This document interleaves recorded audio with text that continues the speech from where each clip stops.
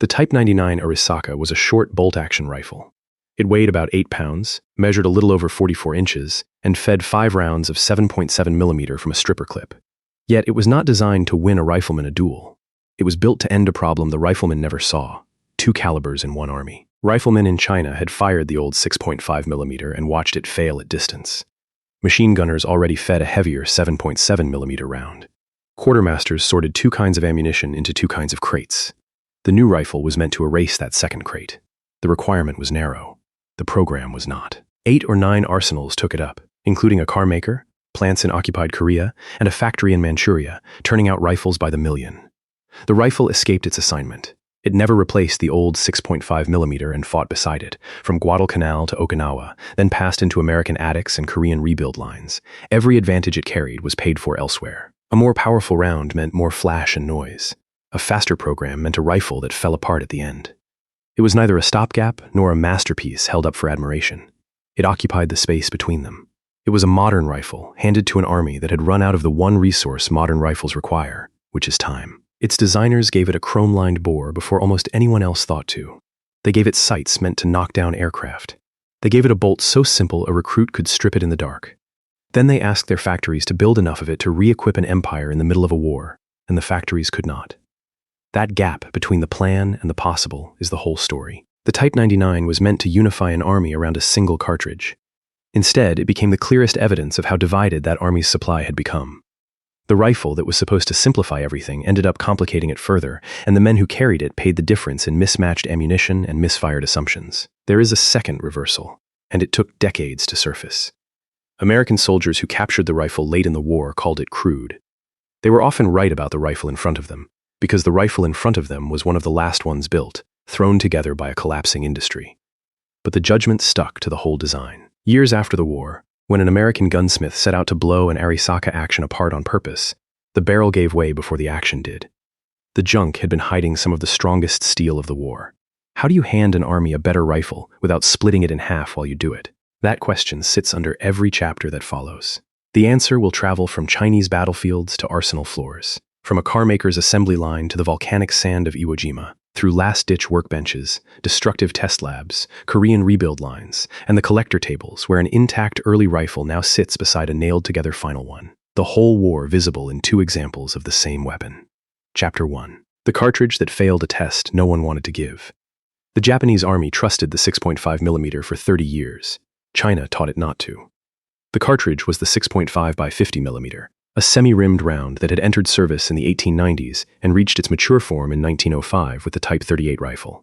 It was a good round for its moment. It threw a bullet of about 139 grains at something near 2,500 feet per second, and it did so with manners that made it a pleasure to shoot.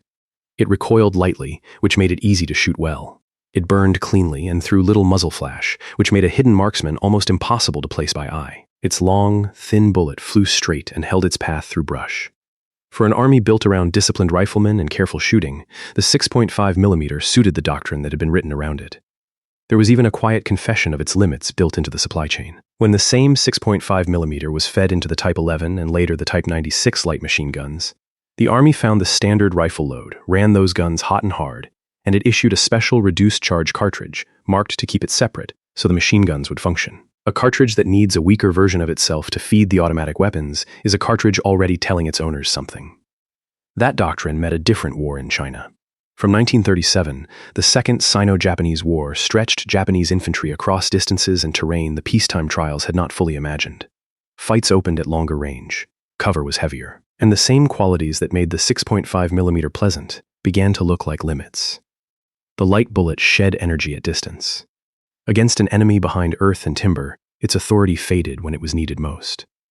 The lesson arrived again, harder, in the summer of 1939, at the border clash the Japanese called Nomonhan and the Soviets called Khalkhin Gol. There, against Soviet firepower on the Mongolian plain, Japanese infantry learned what it meant to be outweighed in the exchange of fire, and the reports that came back spoke less of marksmanship than of volume and reach. There was a second complaint, harder to see and more important. The machine gun had become the center of the infantry's firepower, and the 6.5 millimeter was not the round the machine guns wanted. Sustained automatic fire asks for weight and reach that a light rifle cartridge cannot easily give. Japanese ordnance had already moved its heavy machine guns toward a larger 7.7mm round, and that split created exactly the problem the Army would spend the next decade trying to solve. Popular retellings later placed the blame on a bullet too weak to wound. The record points the other way. The 6.5mm problem in the field was often overpenetration, a bullet that passed cleanly through without transferring enough of its energy, combined with a loss of authority at the ranges where machine guns now decided fights. That claim about a feeble round needs context. The 6.5mm was not harmless. It was underpowered for the new weight the Army wanted its infantry to carry, and that is a different failure entirely. Stand for a moment beside a Japanese rifleman in the hills of central China in 1938. His Type 38 is long, over 50 inches, and it handles like a spear. He has been trained to make each shot count, and his rifle rewards that training with a soft push against the shoulder and almost no flash to give him away. At 300 meters, his round arrives with less menace than it left. His officers, watching the machine guns do the real work, begin to write reports asking for something heavier. The rifle in his hands is not failing him so much as falling behind the war around it. Those reports carried a specific weight because they came from combat, not from a range. An army can argue with a proving ground. It cannot easily argue with a campaign, and it cannot argue at all with a defeat. The demand that rose out of China and out of the plain at Nomonhan was not for a better rifle first. It was for a better cartridge, one that could serve the rifleman and the machine gunner from the same crate. That demand carried a hidden cost, and the men who made it knew it. Every quality the 6.5mm offered would have to be surrendered to gain the new round's power. The light recoil would grow heavier. The near-invisible muzzle signature would brighten into flash and smoke. The gentle report would sharpen into a crack that carried. Those were the advantages of the old cartridge, and they were the price of the new one. The Army decided the price was worth paying. It wanted reach, weight, and above all, one cartridge where it now had two. The decision to move to 7.7mm was, at its heart, a decision about supply as much as ballistics, and supply would have the last word. The 6.5 was not a Japanese eccentricity. Several nations had chosen small-bore rounds in the same years, Italy, Sweden, and Greece among them, drawn by the same virtues of flat flight and mild recoil. Japan had simply built more of its doctrine on those virtues than most. Its infantry manuals prized the single-aimed shot and the bayonet that followed it, and the long Type 38, with its generous sight radius, was the perfect instrument for that creed. A rifle meant to reward patience and marksmanship, however, is a poor answer to a machine gun behind a wall. In the fighting around Shanghai and along the Chinese rivers, Japanese infantry met fortified positions that had to be suppressed, not merely outshot, and suppression is a matter of the weight of fire a unit can throw. Consider a Type 11 machine gun crew in that fight, meant to feed their gun from the same clips the riflemen carried, and handed instead a specially marked reduced load because the full cartridge battered the weapon. The crew that was supposed to anchor the squad's firepower was firing a deliberately weakened round, and every man in the line could feel the difference where the bullets landed. The Kwantung Army, which had pushed hardest into Manchuria and had felt the Soviets across the border, was among the loudest voices for change, because it had seen most clearly what a heavier round could do and what a lighter one could not. The complaints were no longer about comfort or elegance. They were about whether a Japanese squad could win the exchange of fire against an enemy who had chosen weight over finesse. The Army did not need a better rifle first.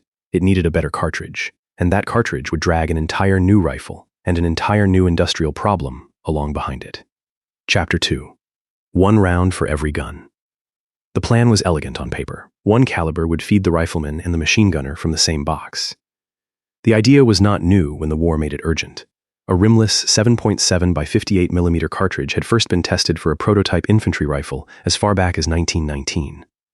The concept kept resurfacing because the logic never changed. An army that fed one cartridge to everything simplified every step behind the front, from the factory to the crate to the belt and the clip.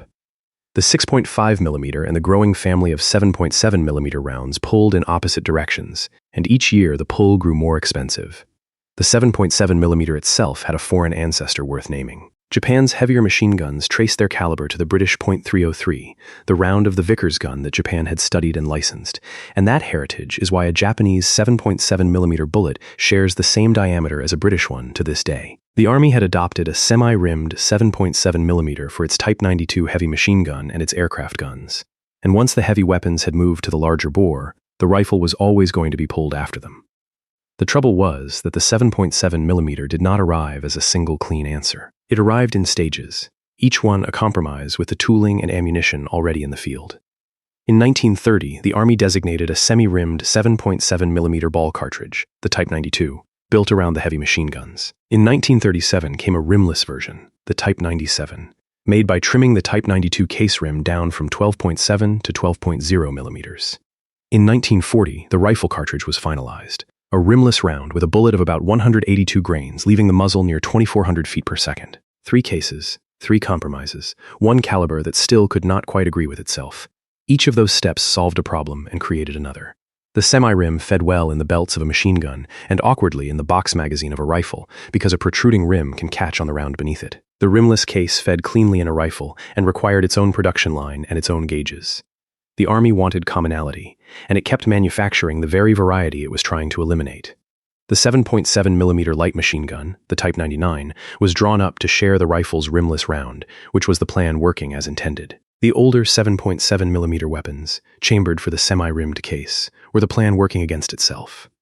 Consider the ordnance officer at the arsenal, holding 3 7.7mm cartridges that look almost identical and are not interchangeable, and knowing that each one demands its own tooling, its own inspection, and its own line. Consider the quartermaster the whole scheme was meant to rescue.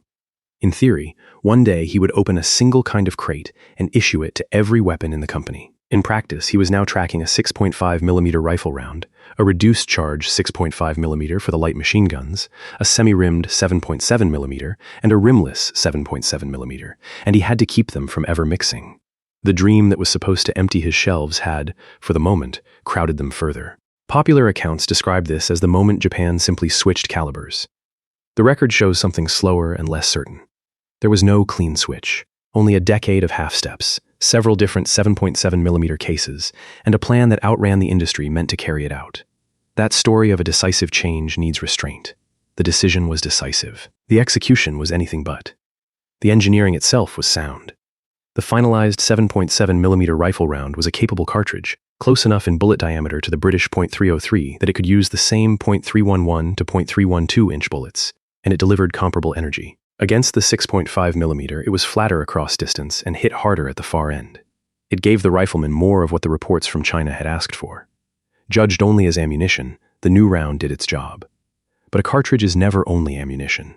It is a commitment to a whole chain of tools, gauges, and factories, and that chain takes years to turn. The Army was asking its industry to build new lines for a new round, while the old lines still ran at full speed to feed the rifles already in the field. Every ton of new capacity had to be found somewhere, and the somewhere was always short. That tension defined the entire program. The advantage was real, a stronger and more versatile cartridge that could, in principle, unify the infantry. The cost was equally real, the enormous industrial disruption of retooling for that cartridge in the middle of a widening war. The men who chose the new round bought a better future and mortgaged the present to pay for it. The disorder ran deeper than the rifle, because Japan's two armed services never truly agreed with each other. The Army drove the move to the 7.7mm, while the Navy kept its own patterns and its own supply, so that the nation fielded not one small arms system but several, sorted by service as well as by weapon. Even within the Army, the aircraft guns had their own 7.7mm heritage, drawn from the Type 89 that armed the warplanes, and the ammunition plants had to keep all of these lines alive at once. That burden fell on factories most people never picture when they think of a rifle. The cartridge works that drew brass, formed cases, seeded primers, and loaded powder by the tens of millions. Brass itself was a strategic metal, and every case of a discontinued type that still had to be made was copper and zinc spent twice over. An ordnance officer trying to rationalize this system faced a problem no drawing could solve. He could not stop making the old rounds, because millions of weapons still fired them. He could not slow the new ones, because the whole point was to build up the 7.7mm. So he ran both, and a third, and a fourth, and watched the very duplication he was ordered to end grow larger each year. The engineers had designed a clean solution and handed it to an industry that could only add, never subtract, because subtraction meant leaving a weapon in a soldier's hands with nothing to feed it. Standardization is easy to draw and expensive to reach, and the distance between the two was measured in the years and the factories Japan did not have. A cartridge on paper still needs a rifle built around it. Two arsenals were about to compete to build that rifle, and only one design would survive the comparison. Chapter 3. Nagoya against Kokura. Two arsenals were handed the same problem and told to solve it apart. The Type 99 is what survived the comparison. The specifications were proposed in 1938, and the work was split between two of Japan's great state arsenals, Nagoya and Kokura. Each built experimental rifles and carbines around the new 7.7mm round. This was the deliberate method of Japanese ordnance, to develop competing patterns and then judge them against one another rather than trust a single line of thought. It was slower than handing the job to one team. It was also harder to fool, because a weakness in one design tended to show up plainly next to a rival that did not share it. The starting point was not a blank page. The new rifle would inherit the essential architecture of the Type 38 that had served since 1905. Itself the work of a commission led by Colonel Nariakira Arisaka, whose name the whole family of rifles carried. The designers were not trying to reinvent the bolt action. They were trying to fit a proven, simple action to a heavier cartridge and a shorter, handier shape, and to add the features a modern battlefield seemed to demand. The trials ran at the Futsu Proving Ground in 1939. The surviving prototypes show how much was still in play at that late stage. One Nagoya carbine, marked with a low serial number, carried features that never reached the standard rifle. A spring-loaded butt plate to soften recoil, a muzzle brake to tame the blast, an aperture rear sight, a threaded cleaning rod, and a recoil bolt set into the stock to keep the wood from splitting under the harder kick. These were experiments in how to tame a heavier cartridge in a lighter package, and most of them were set aside as too costly or too fragile for mass production. What emerged as the Type 99 combined elements from both arsenals' work rather than crowning a single winner. The name followed the Japanese convention of the day. The rifle was adopted in 1939, which was the year 2599 by the Japanese imperial calendar, and the last two digits gave the weapon its designation, just as the Type 38 had taken its number from the 38th year of the Meiji era. The name on the rifle was a lineage, not a single inventor bent over a drawing board. That distinction matters, because the popular version of almost every famous rifle wants a lone genius at its origin. Retellings sometimes hand the Type 99 to a single designer, often reaching for the name of Kijiro Nambu, whose work runs through so much of Japanese small arms. That attribution requires restraint. The Type 99 was a committee weapon, refined across two arsenals and a proving ground, and the clean documentation for a single author of this specific rifle does not exist. The design felt like one man's idea, because a good design usually does. The record shows a process, not a person. The committee had one more choice to settle, and it settled it in favor of the man who had to carry the rifle. The early plans included both a long rifle and a short one. The long version, near 50 inches, offered the reach and the full velocity of the new round, and it followed the old logic that a rifleman standing in a line of battle wanted every inch of barrel and sight radius he could get. The short version, about 44 inches, offered handling in the close, broken ground that Japanese infantry increasingly fought across, and it accepted a little less velocity and reach in exchange. The army had watched other nations abandon the long infantry rifle in favor of a single medium length, and it chose the short rifle as its standard. The long rifle became a curiosity, built in a run of roughly 38,000 before it was set aside, a design that answered the last war rather than the next one. Picture the officer at Futsu with two nearly identical rifles on the bench in front of him. He is not choosing by which one shoots best on a good day. He is choosing by which one fails less, which bolt binds less in grit, which sight survives a drop, which stock takes a knock without splitting, which one a frightened conscript can still load with cold hands. His job is to distrust both rifles until one of them earns his trust by refusing to break. That is how a service rifle is actually chosen, by subtraction, and the Type 99 is what was left when the failures were counted. The trials themselves were unglamorous work, and that was the point. A rifle bound for Manchurian winters and Chinese summers had to be frozen and fired, caked in mud and fired, packed with fine dust and fired, and dropped on its sights to see what moved. The Arisaka action, with its few parts and its generous clearances, tended to keep working where a tighter, finer mechanism might have bound. Clearances that looked loose on a drawing were mercy in the field, because a little room is where grit goes, instead of into the locking surfaces. The rifle that came through those trials was not the most refined on the bench. It was the one that kept closing and firing after the others had begun to stick, and an army that expected to fight far from any workshop valued that above every elegance.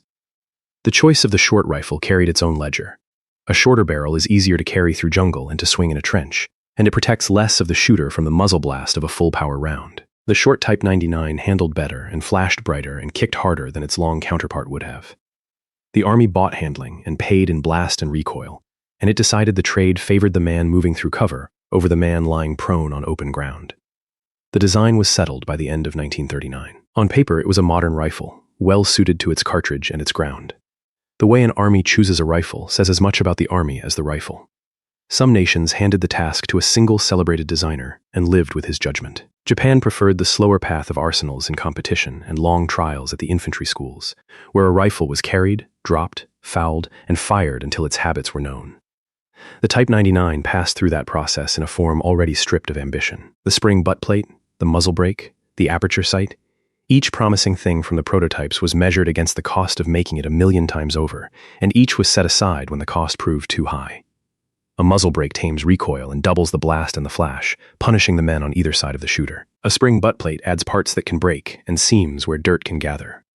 The committee kept what was cheap, strong, and teachable, and discarded what was merely clever, and in doing so it wrote the rifle's whole character before a single one reached a soldier. There was to have been a carbine as well, a shorter weapon for cavalry and support troops in the old pattern. But the short rifle proved handy enough to serve both roles, and the separate carbine faded from the plan. What the army wanted, in the end, was one rifle that most men could use for most jobs, built to a price it could pay in the quantity it needed. That instinct was correct.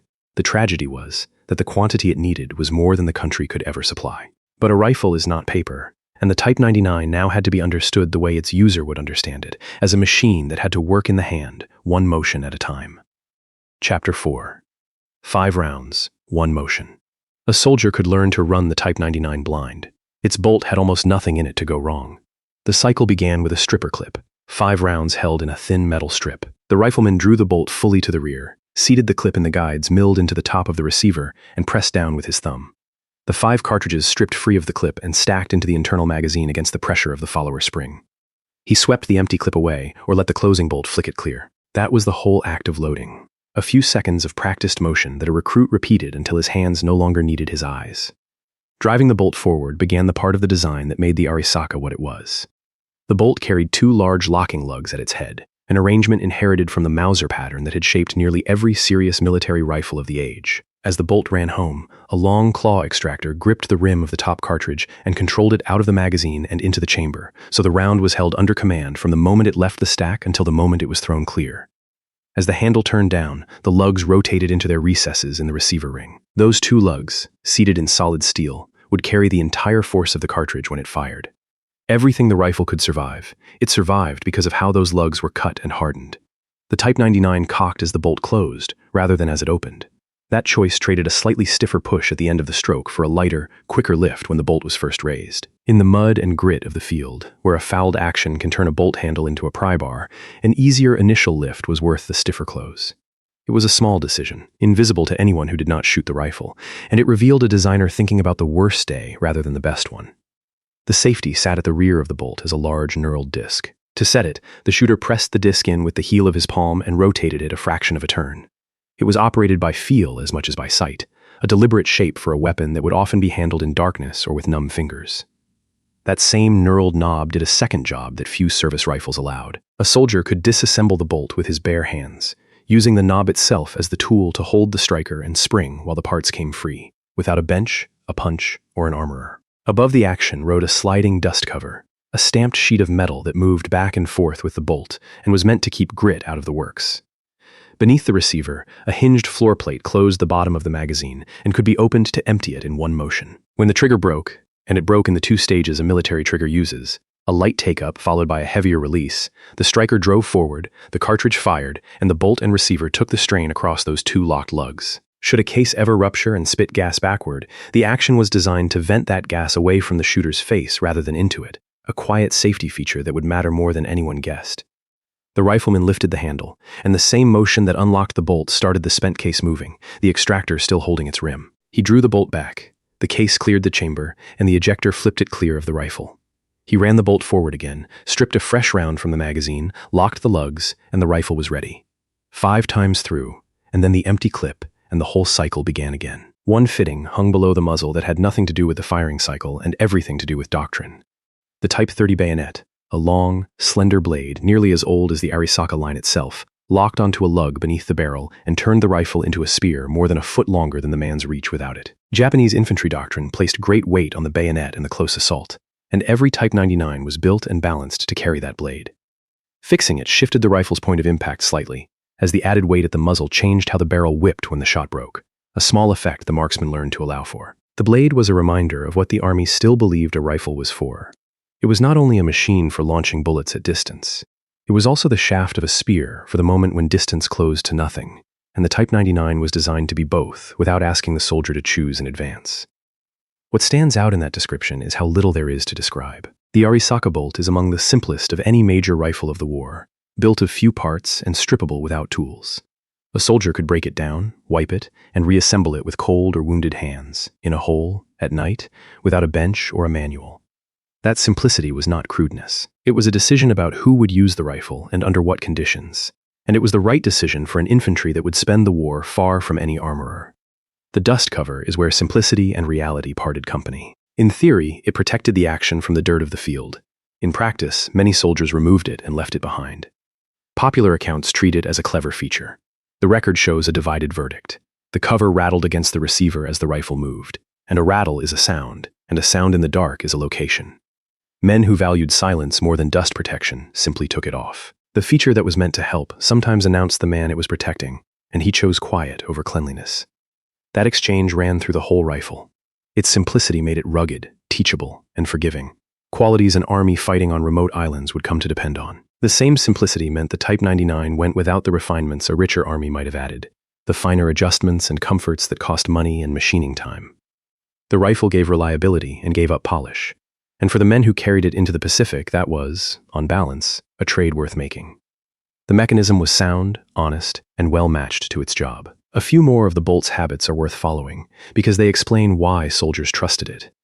The magazine follower and its spring pushed each cartridge up to meet the returning bolt, and when the last round was gone, the follower rose high enough to stop the bolt short, telling the rifleman by feel that his 5 shots were spent. A bolt stop on the left of the receiver caught the bolt on its rearward travel so it could not be pulled free by accident, yet released it at once when the soldier wanted the bolt out for cleaning. The trigger worked through a simple sear that the 2-stage pull released cleanly, and there was almost nothing in it to freeze or foul. When a cartridge failed to fire, the drill was plain. Lift and close the bolt to cock the striker again, and try a second strike, because a hard primer rather than a broken rifle was usually the cause. All of this could be learned in a few days by a conscript who had never held a rifle, and relearned in a few seconds by a wounded man working with one hand. That was the point of the whole design. It asked little of the soldier's memory and less of his tools, and it gave back a rifle that would keep working when everything around it had gone wrong. The refinements a wealthy army prized, the fine adjustment and the deep polish, were exactly the things a frightened, tired, half-trained man in a hole did not need. What he needed was a rifle that fired when he pulled the trigger, and the Type 99 was built, above all, to do that. But 2 of the rifle's most visible features had been designed for a war that was already slipping into the past, and the moment they met the real one, they exposed how quickly the world had moved. Chapter 5. Sights for an enemy that had already changed. The Type 99 was designed, in part, to shoot at airplanes. By the time it reached the field, the airplanes had climbed out of reach. The rear sight was a tangent leaf, graduated for the flat trajectory of the new round out to ranges no rifleman would ever use unaided, and from its sides folded a pair of thin wings. Those wings were the anti-aircraft sight. Swung out, they gave the rifleman a crude way to estimate the lead on a low-flying aircraft, to hold ahead of a moving machine so his bullet and the plane might meet.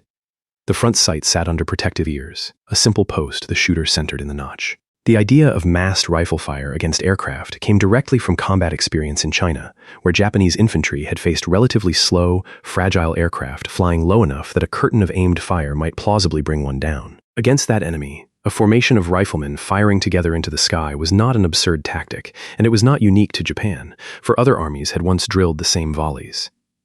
The wings were a tool for a real problem the army had actually met.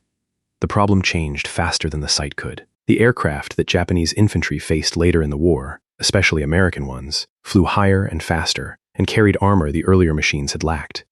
A rifleman with a bolt action and a 5-round magazine, aiming through folding wings at a fighter crossing at speed, was throwing his rounds at a target that had already passed. The anti-aircraft sights were a solution preserved past the life of the problem they solved. The claim that these sights worked deserves the same restraint.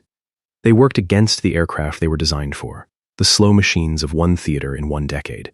They did not work against the war the Type 99 actually fought. And so, as the war went on, they were among the first things to go. The wings were simplified, then dropped, then replaced by a fixed notch set for a single distance, a sight that made no pretense of tracking anything in the sky. The feature's disappearance is the clearest verdict anyone could ask for.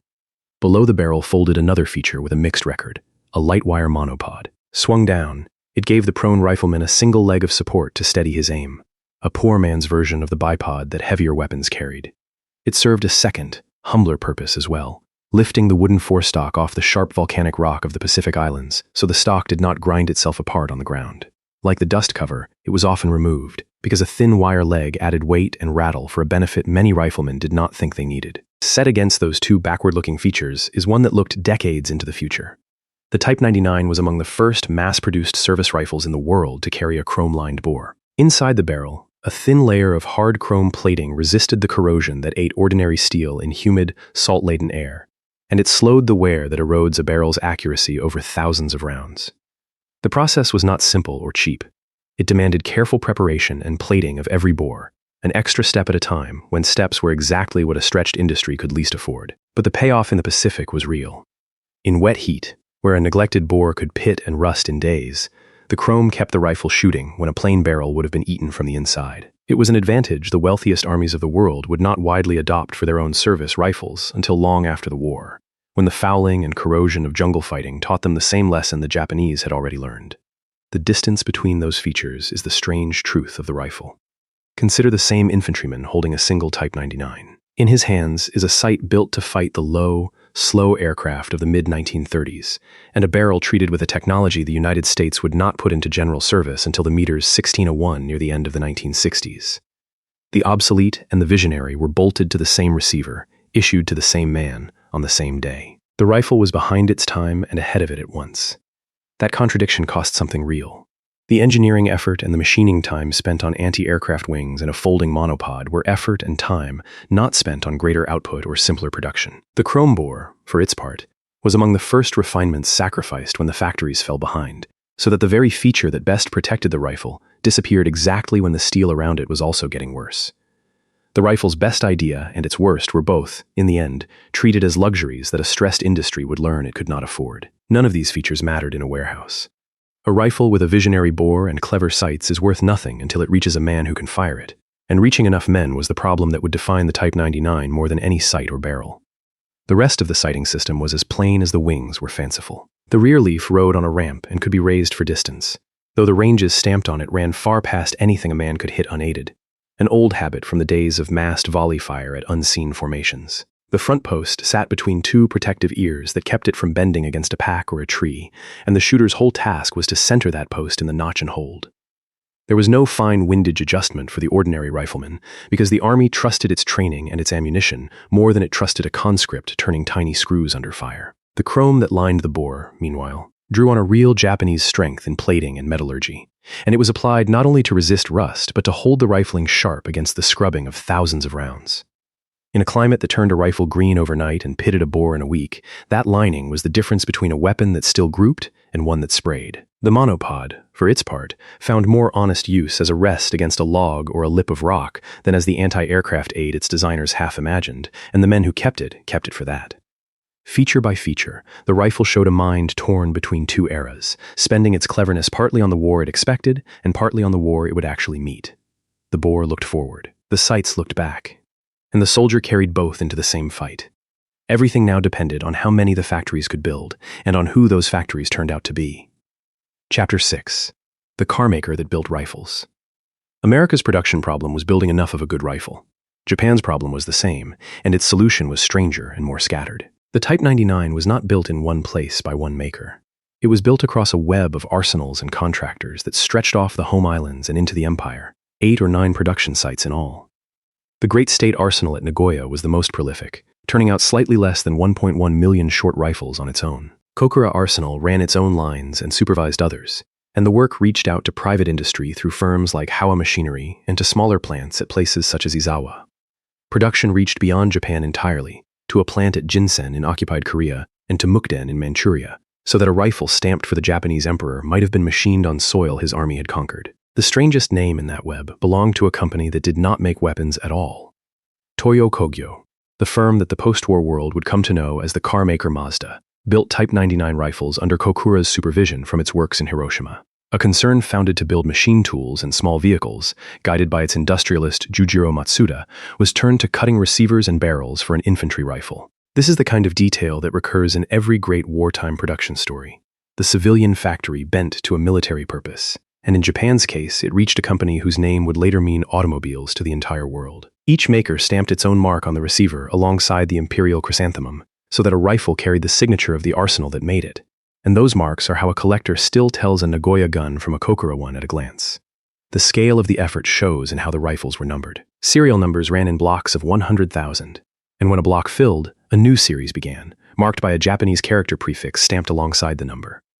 A collector today can read a rifle's rough place in the production history from those series marks, tracing the line from the polished early guns to the rough late ones. The system was a bookkeeper's response to output measured in the millions, a way to keep counting when the count ran past what a single run of numbers could hold.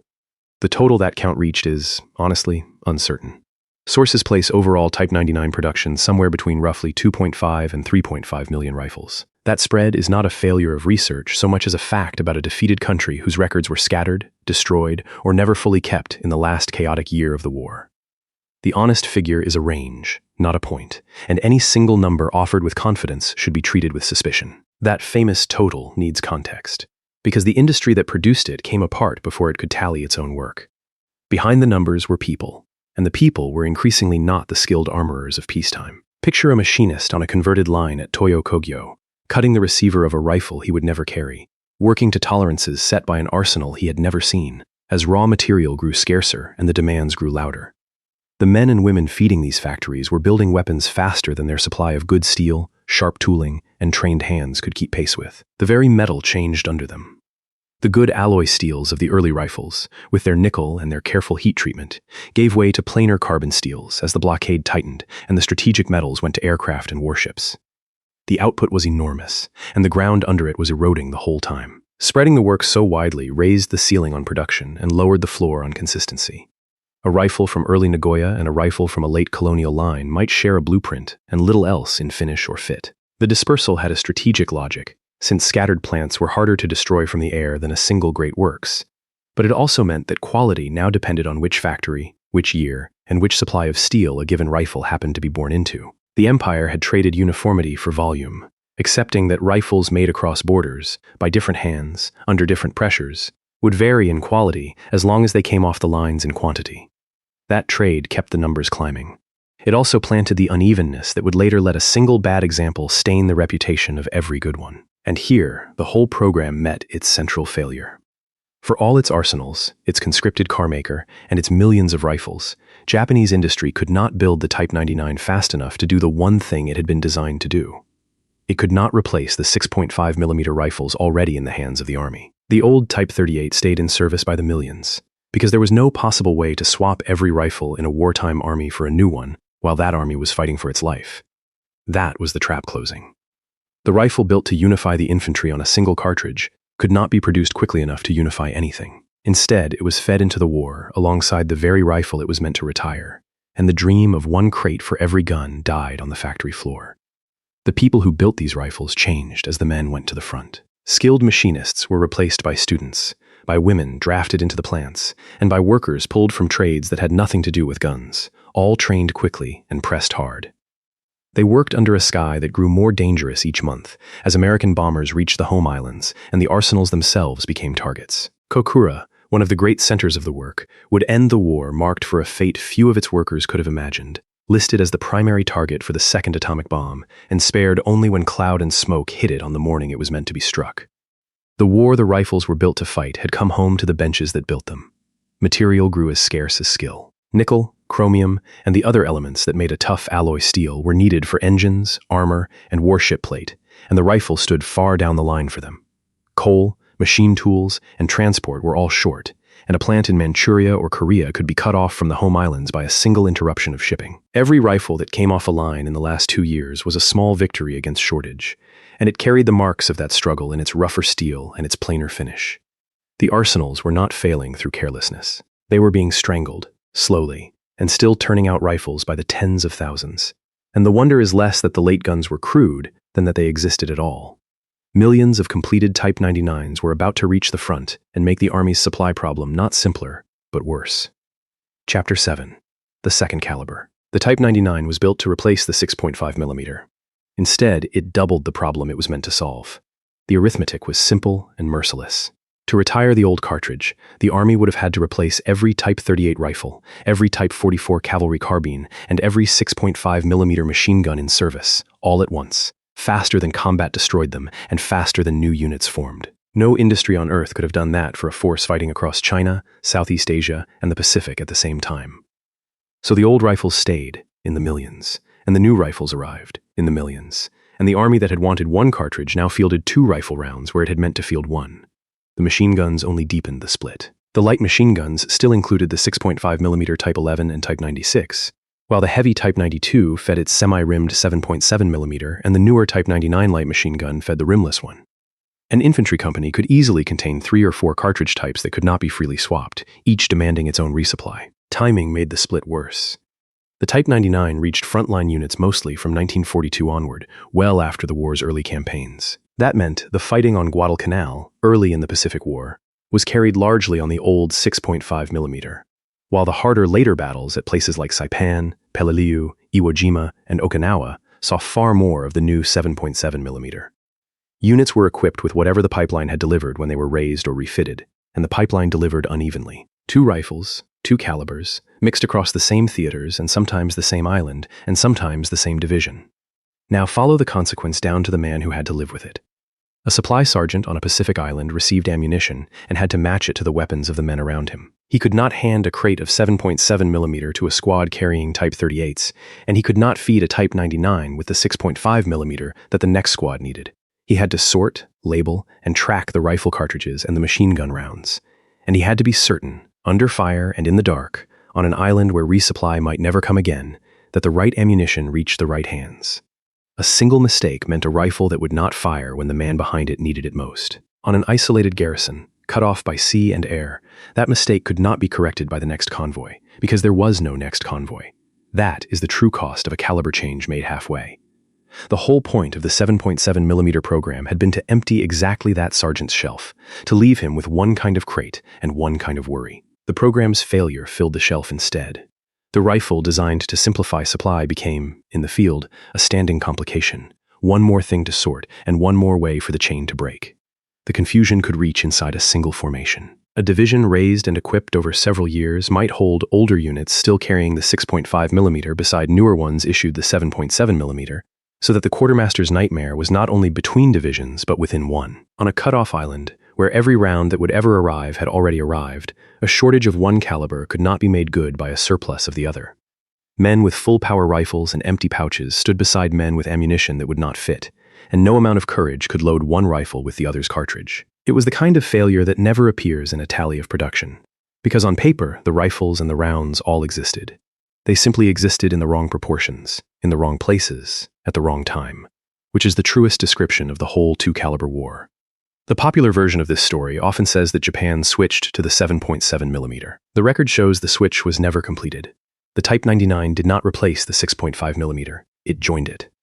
By the end of the war, the Japanese army was fielding 2 rifle cartridges and several machine gun calibers at once, the opposite of the standardization the whole effort had promised. That the transition succeeded is a claim that requires restraint, because, in the sense that mattered, the transition failed. There was a further irony buried in the logistics.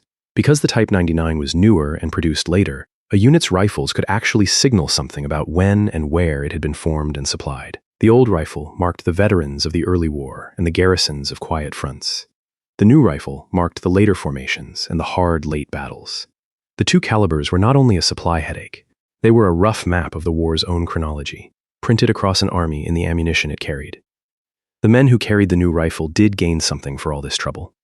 The 7.7mm gave them the flatter trajectory and the harder-hitting round that the reports from China had demanded. On the islands where they now fought, that added power would be tested against a new enemy and a new environment, and against the sound and the flash that the heavier cartridge could not help but make. The islands were only part of the map. The Type 99 and its older cousin fought across Burma and China as well, in campaigns where supply moved by mule and porter over mountains, and where the wrong crate of ammunition at the end of a long trail was a catastrophe with no remedy.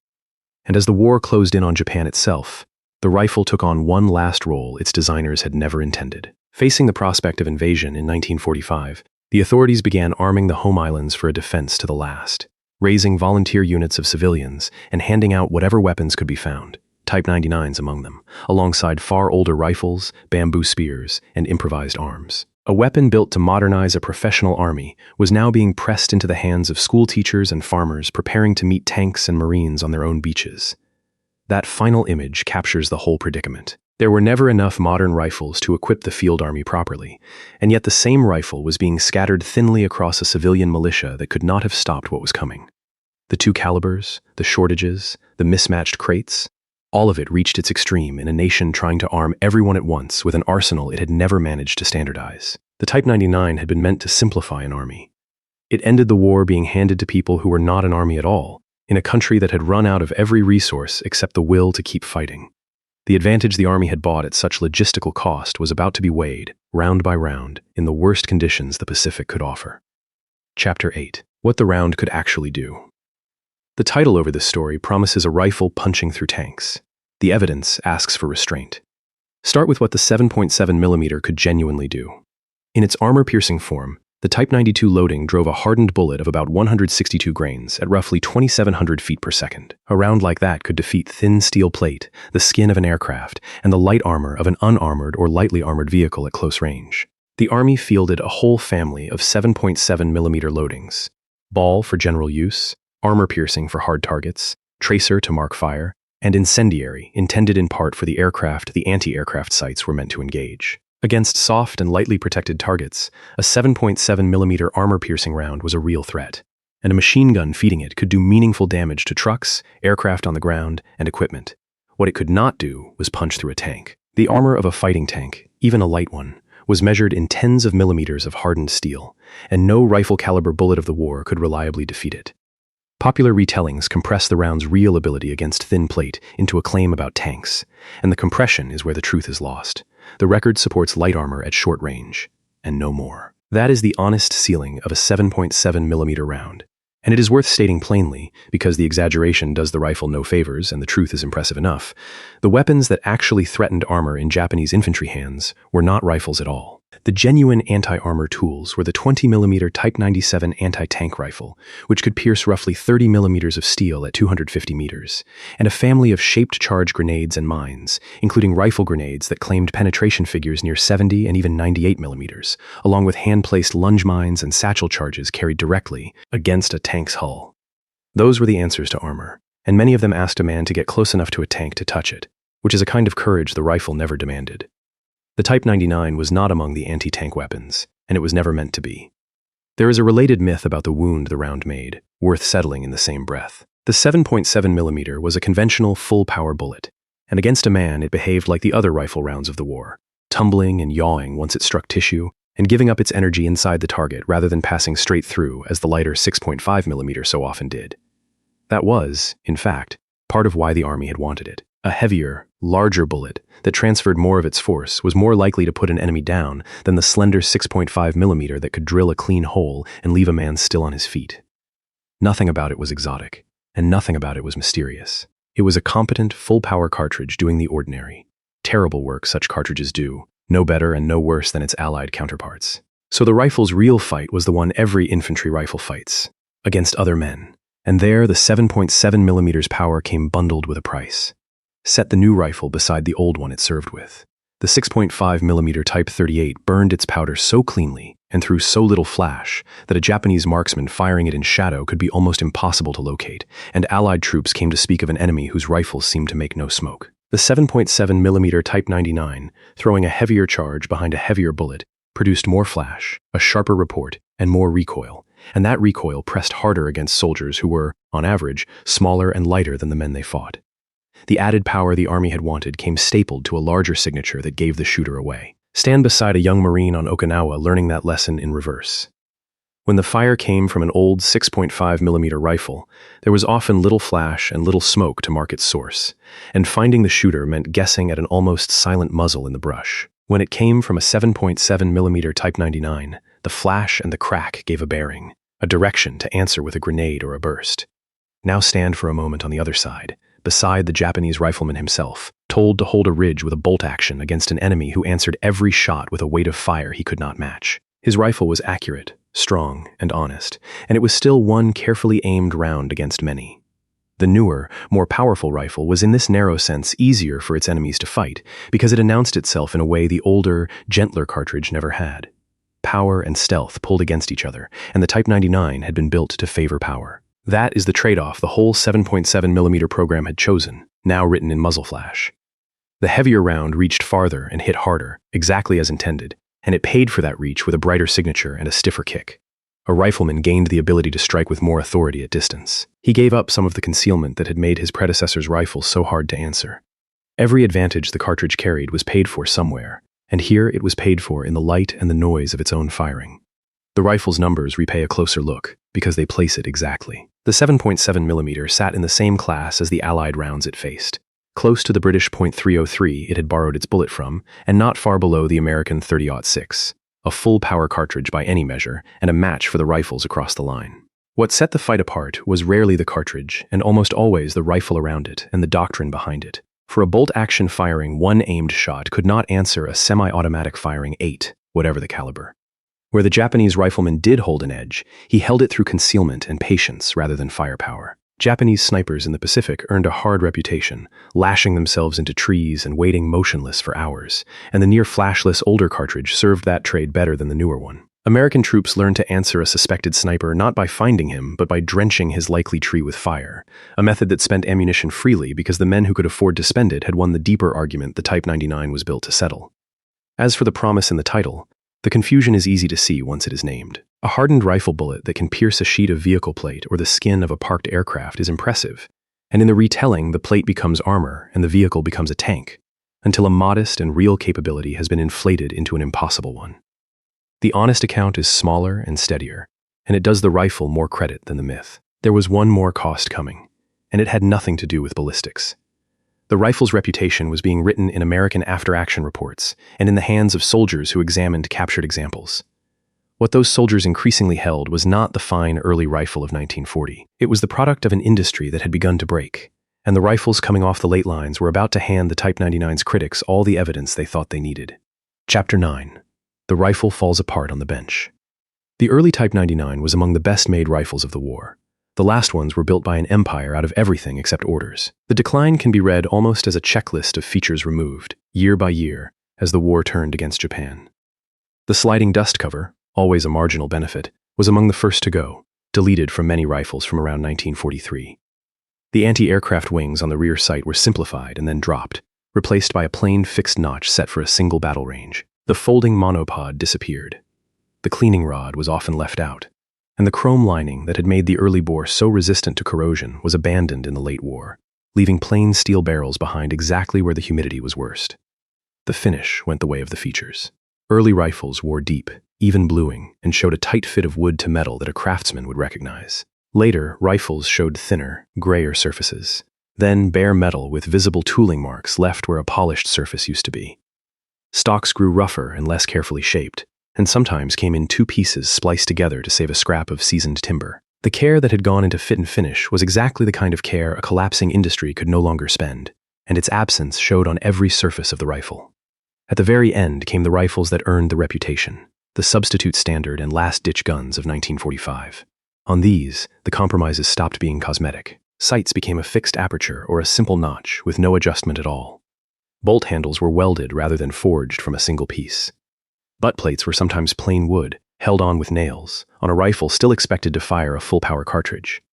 Trigger guards and fittings were roughly stamped or cast where they had once been machined. And the heat treatment of some bolts and receivers, the very process that gave the early rifle its strength, grew inconsistent as skilled oversight and good material ran short. Even the imperial chrysanthemum was sometimes reduced or crudely struck, as if the mark of the emperor could no longer be spared its full attention. Picture the arsenal worker at that final stage, in 1945, nailing a wooden butt plate onto a rifle that would still have to contain a 7.7mm round at full pressure. He is not a careless man. He is a man building weapons faster than his country can supply the steel, the tooling, and the trained hands to build them properly, under bombing, blockade, and the near certainty of defeat. The last-ditch rifle is not a story about bad workers. It is a story about good workers, handed impossible conditions, and told to keep the lines moving. From those rifles grew the most persistent claim about the Type 99, that a last-ditch example is a bomb waiting to burst in the shooter's hands. That claim requires restraint. Many last-ditch rifles do fire safely, and they were proof-tested in their own time to fire the standard round before they left the arsenal. At the same time, the inconsistency of late heat treatment is real, and the caution that collectors and shooters bring to these particular rifles is warranted. The truth sits between the panic and the dismissal. Some late rifles are sound, some are suspect, and the honest position is care rather than certainty in either direction. It is worth naming all the ways such a rifle might fail before settling on the popular one. A late Type 99 that gives trouble might do so because of its heat treatment, or its rougher machining, or bad wartime ammunition, or corrosion in a bore no longer protected by chrome, or a headspace gone loose with wear, or simple neglect in the decades since. The failure of a last-ditch rifle is rarely a single clean cause, and blaming the design alone mistakes the symptom for the disease. The design that produced these rifles was the same design that had produced excellent ones. What had changed was not the blueprint, but the empire behind it. The ammunition fell with the rifles, which compounded every problem at once. Late war cartridges could carry harder primers, less consistent powder, and cases that did not always seal cleanly, so that a rifle already made of poorer steel was now asked to fire poorer rounds. There is a further tangle that has fed the safety myths for decades. Japan also built simple training rifles, some chambered for reduced loads or not meant for full powerball at all, and in the confusion of surrender and surplus, these were sometimes mixed in with service rifles that looked much like them. A trainer fired with full battle ammunition is a genuine hazard, and some of the frightening stories attached to the Type 99 name in fact belong to weapons that were never combat rifles in the first place. That distinction matters, and it is often lost. The honest guidance separates three things that the panic runs together: a sound early rifle, a rough but proof-tested late rifle, and a training piece that was never built for service pressure. Only the last is a rifle a careful person should refuse to fire, and telling them apart takes knowledge the trophy taker on a beach in 1945 had no way to possess. The lines between substitute standard and last ditch, between service rifle and trainer, between poor steel and unsafe steel, are exactly the lines a frightened reputation erases. The rifle deserved to be judged by those distinctions, and for a long time it was judged instead by its worst example, fired with its worst ammunition. That distinction was lost on the men who mattered most to the rifle's name. The American soldiers who captured Type 99s late in the war, and who carried them home as trophies, most often saw these final rough examples, because those were the rifles being made and issued as Japan collapsed. A soldier who had never handled an early Nagoya rifle judged the whole design by a nailed-together gun with a bare, gray barrel, and his judgment was fair to the object in his hands and unfair to everything that had come before it. From the crude gun in the captured soldier's hands, the word spread outward over the entire design. Junk, they called it. And about the rifle in front of them, they were often right. About the Type 99 as a whole, they were about to be proven, on a test bench in America, badly wrong. Chapter 10. The Junk That Would Not Break. An American gunsmith set out to destroy an Arisaka action on purpose. The action outlasted his willingness to try. In the years after the war, the surplus rifles of every combatant flooded into American hands, and among the men who studied them was P.O. Ackley, a gunsmith and writer with a particular interest in how much abuse a rifle action could survive. Ackley ran destructive tests, deliberately overloading surplus actions until something failed, to learn where the real limits of each design lay. The Arisaka went onto his bench alongside the famous names of the age: the American Springfield, the British Enfield, the German Mauser, and their many descendants. What happened next became one of the quiet surprises of post-war gunwriting. The pre-war Arisaka action refused to fail in the way Ackley expected. He loaded it far beyond its service pressure, which, for the 7.7mm, sat in the range of roughly 45,000 to 50,000 pounds per square inch, and accounts of the tests describe the barrel letting go before the action itself came apart. The part of the rifle that everyone had assumed was crude turned out to be built around some of the strongest steel and soundest geometry of any military bolt gun of the era. The strength was not an accident, and it is worth understanding where it came from. The Arisaka bolt used a solid, robust locking lug arrangement, and the receiver was made of good steel, properly heat-treated in the pre-war and early war guns. The receiver ring was generous, the lugs were large, and the same gas handling that vented a ruptured case away from the shooter meant the action shed pressure instead of trapping it.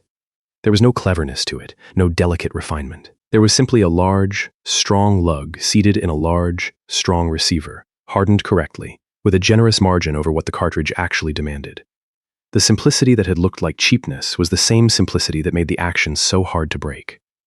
The contrast with the West was pointed. The United States had learned, painfully, that some early, low-numbered Springfield receivers had been improperly heat-treated and could shatter, a problem documented by its own ordnance officers.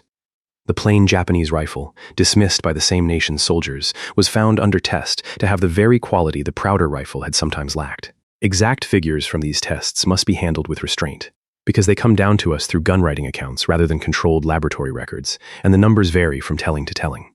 What survives consistently is the direction of the finding, not a precise pressure. The Arisaka did not merely pass. It stood among the strongest of the military actions tested, and later ordnance work of the period corroborated the general point about its robustness, even where the specific numbers differed. The conclusion is safe. The decimal places are not. Here, the popular judgment inverts completely. For decades, the Arisaka was dismissed as a weak and crude action, unworthy of comparison with the proud designs of the West. The destructive record places the early action at the opposite end of that scale, among the strongest bolt guns any nation issued. The rifle America called junk was, in the one measure that a destructive test can settle, tougher than many of the rifles doing the judging. That reversal is the heart of the whole story, and it turns entirely on the difference between how a thing looks and what it can bear. The same misreading explains why the truth stayed buried so long. A plain finish, few parts, and no ornament read to many eyes as low quality, and the late war rifles seem to confirm the impression. But plainness is not weakness, and the very features that made the Arisaka look cheap, its simplicity and its lack of refinement, were the features that made it strong. The design had been misjudged by its surface, and its surface had been at its worst exactly when the largest number of foreign soldiers first held it. The rifle carried its strength into forms beyond the standard infantry gun. There was a sniper version, adopted in 1942 and built in the tens of thousands, fitted with a telescopic sight of modest magnification offset to the side so the rifle could still be loaded by stripper clip from the top. That sniper rifle deserves a word of its own, because it married the design's virtues to the older cartridge's stealth. Many Japanese snipers preferred the 6.5mm rifle for its near-total lack of flash and smoke, but the 7.7mm sniper variant offered the same strong action, a low-powered optic, and the reach of the heavier round. The scope sat to the side rather than over the bore, precisely so the shooter could still charge the magazine from a stripper clip, a small concession that kept the sniper's rifle loading like every other rifle in the company. In the hands of a patient man in a tree or a spider hole, either version could hold a position far longer than its numbers suggested, because a single hidden marksman forces an entire advancing force to slow, to look, and to spend fire on shadows. There was the Type II paratroop rifle, built in far smaller numbers to break down into two pieces through a transverse locking key so it could be jumped with and reassembled in the field, an answer to the airborne soldier's problem of carrying a full-length rifle out of an aircraft. The same sound action underneath took on these different jobs without complaint, and the strength that had survived Ackley's bench was the reason each variant could be trusted. The comparison the tests invited was not really about pressure numbers at all. It was about the gap between a rifle's reputation and its steel. Julian Hatcher, whose ordnance career had cataloged the ways American rifles failed, had documented in careful detail how some early Springfield receivers, made before the heat treatment was corrected, could crack or shatter under stress. Set beside that record, the plain Arisaka's refusal to fail was not a curiosity but a rebuke, a reminder that a rifle should be judged by what it does under load rather than by how it is finished.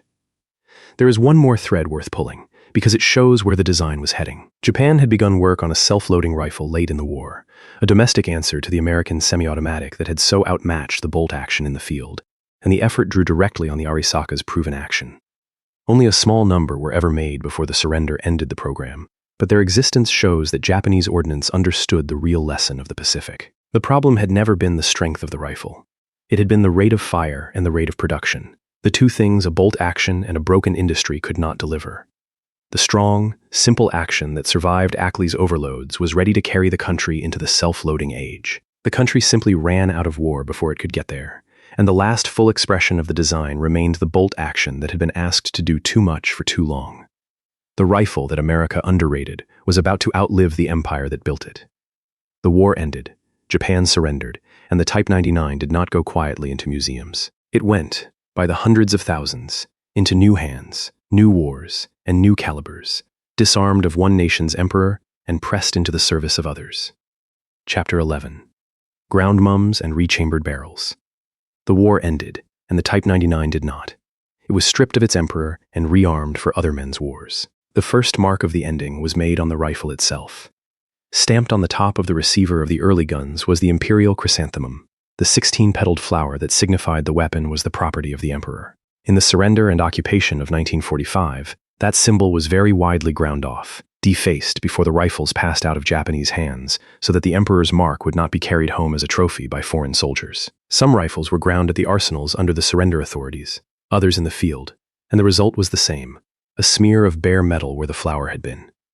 A rifle with its chrysanthemum ground away carries the exact moment of an empire's capitulation, stamped, or rather unstamped, into its steel. That grinding created one of the enduring myths of Type 99 collecting, the belief that an intact chrysanthemum proves a rifle was captured in battle rather than surrendered. The reasoning seems sound, that a defaced mum means official surrender and an intact one means a battlefield pickup taken before anyone could grind it. The record does not support the certainty. Many intact mum rifles were clearly taken during the occupation, after the surrender, when the systematic grinding simply had not reached every weapon. The mark's presence or absence proves far less about a rifle's history than the stories attached to it claim. That inference requires restraint.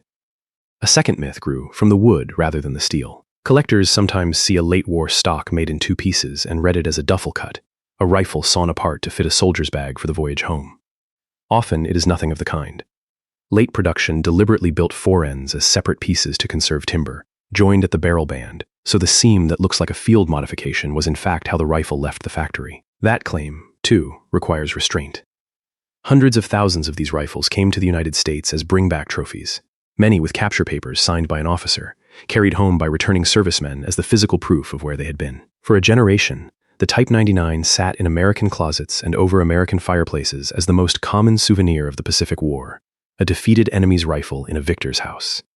That vast, informal migration is why the rifle is still so common in the American surplus market, and why so many families, a lifetime later, find one wrapped in a blanket in an attic.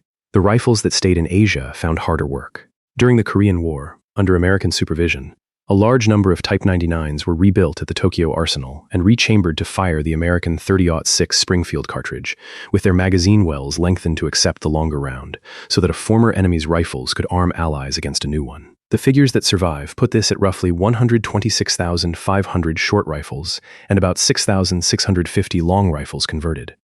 A Japanese rifle, built for a Japanese round, was thus refitted to feed an American cartridge for a war on the Korean peninsula, its strong action making it worth the trouble of conversion. Other nations reached the same conclusion in their own calibers.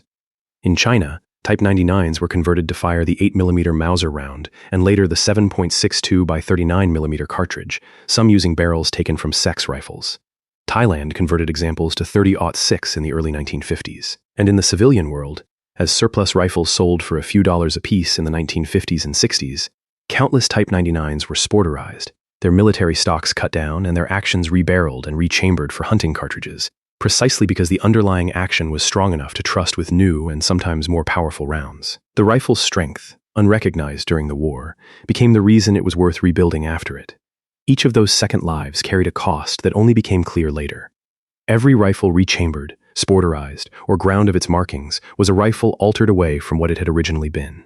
The conversions that saved thousands of sound actions from the scrap heap also destroyed the originality that would, decades on, make an untouched rifle valuable. The generation that rebuilt these rifles was solving the problem in front of it, a need for cheap, serviceable weapons, and in solving it removed forever the very features a later generation of collectors would prize, so that a common, early rifle now brings a few $100s while a matching, intact mum example can bring several times that. Usefulness and originality pulled against each other, and for a long time, usefulness won. The American surplus story has its own chapters. Through the 1950s and 60s, importers brought military rifles into the United States by the crate, and the Type 99 arrived among them in such numbers that it sold for a few dollars, cheaper than a decent fishing rod. A rifle that cheap and that strong was an invitation to the workbench, and a generation of home gunsmiths cut down the stocks, ground off the military sights, and rebarreled the actions into hunting rifles, sometimes well and often badly. The results, later dismissed by collectors under the affectionate insult of a butchered sporter, destroyed the collector value of countless originals in exchange for a season's deer rifle.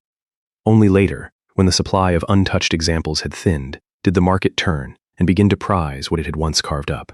By then, the categories that collectors use today had hardened, sorted by arsenal, by series, by the presence or absence of the ground chrysanthemum, and by whether the small parts still matched the numbers on the receiver. A rifle that had been common junk in a barrel became a document to be read. Its marks a record of which factory, in which year, under which pressure had made it. The same object had been a trophy, then a cheap tool, then a butchered sporter, and finally a historical artifact, without changing at all except in the eyes that looked at it. Few weapons show so plainly that the worth of a thing is partly a story the living tell about it. What survived, in attics and gun racks and display cases around the world, forced a slow reckoning. As the wartime contempt faded and the rifles were examined on their own terms, the judgment that had been passed on them in 1945 began, quietly, to be reconsidered. The Type 99 had outlived the war, the empire, and much of the prejudice, and it was owed at last an honest verdict. Chapter 12. The verdict, the reputation delayed. The Type 99 was judged by its worst examples and by its captors' contempt. The correction took 50 years. Begin with what the rifle got right, because the list is longer than its reputation ever allowed. The requirement that had created it, a single, powerful cartridge that could serve both the rifleman and the machine gunner, was a real and forward-looking need. And it was the same need that later armies answered when they moved toward common rounds like the 7.62mm and the intermediate cartridges that followed. Japan had identified the right problem, even if it could not solve it in time.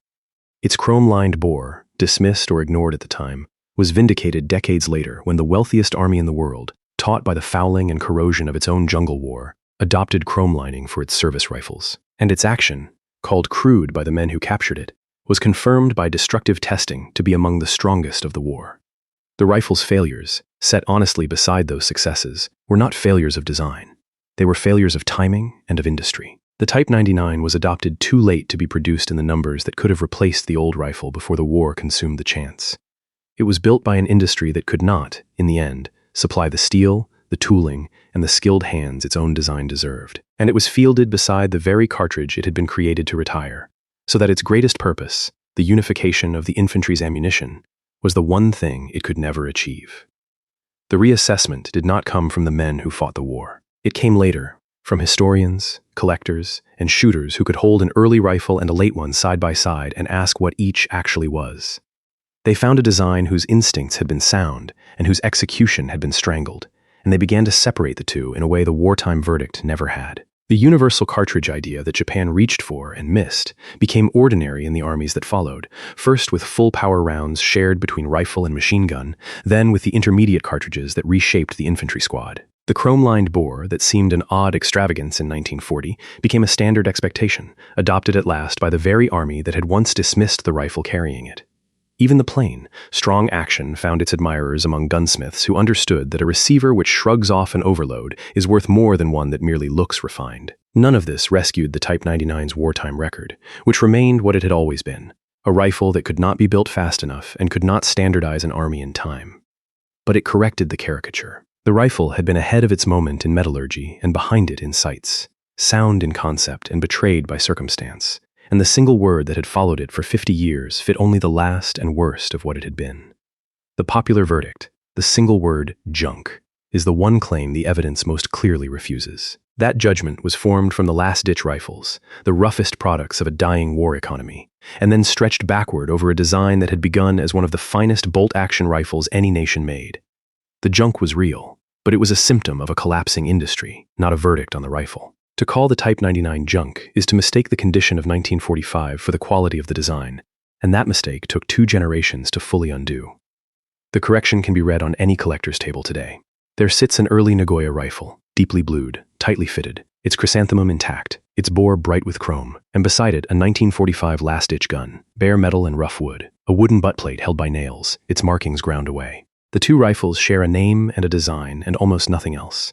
And the enormous gap in value between them is the market's honest measure of how far the rifle fell in its final year.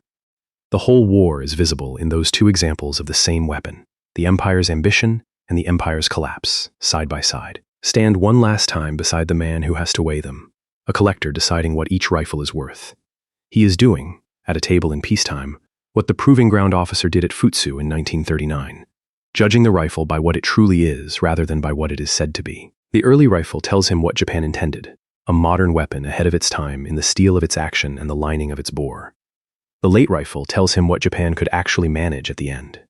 Both are true, and the honest verdict has to hold them both. That verdict, finally, is a judgment about time more than about steel. Japan built a rifle that was in real ways ahead of its moment, and then ran out of the moment in which to build enough of it. The design was sound and the ambition was correct, and neither could outrun a war that came too fast and an industry that fell too far behind. The Type 99 did not fail because it was a bad rifle. It fell short because it was a good rifle asked to do an impossible thing on an impossible schedule. Return, then, to where it began, to the man in the hills of China with a rifle whose round would not do enough, and to the decision that his complaint set in motion. The army heard him and chose a heavier cartridge and built a rifle around it at Nagoya and Kokura. It gave that rifle a chrome bore that looked into the future and anti-aircraft sights that looked into the past. It spread the work across arsenals, a car maker, and conquered ground, and it still could not build the rifle fast enough to retire the old one. So the new rifle went to war beside its predecessor, split the supply it was meant to unite, and gained its power at the cost of flash, noise, and recoil. Then the industry behind it broke, and the rifles of the last year became the rifles the world remembered, and the word junk settled over a design that a test bench would later find among the strongest of its age. It was stripped of its emperor, rechambered for other men's wars, and carried home in the hundreds of thousands, until slowly the verdict was corrected. The question the cold open asked has its answer here. An army cannot hand its soldiers a better rifle without splitting itself in half unless it has the years and the factories to finish the exchange. And Japan, fighting for its life, had neither. It began the change and could not complete it, and the Type 99 is what an unfinished change looks like when it is issued to a soldier and sent into battle. The army built the Type 99 to make one rifle out of two. History left it the second rifle in an army that could afford only one.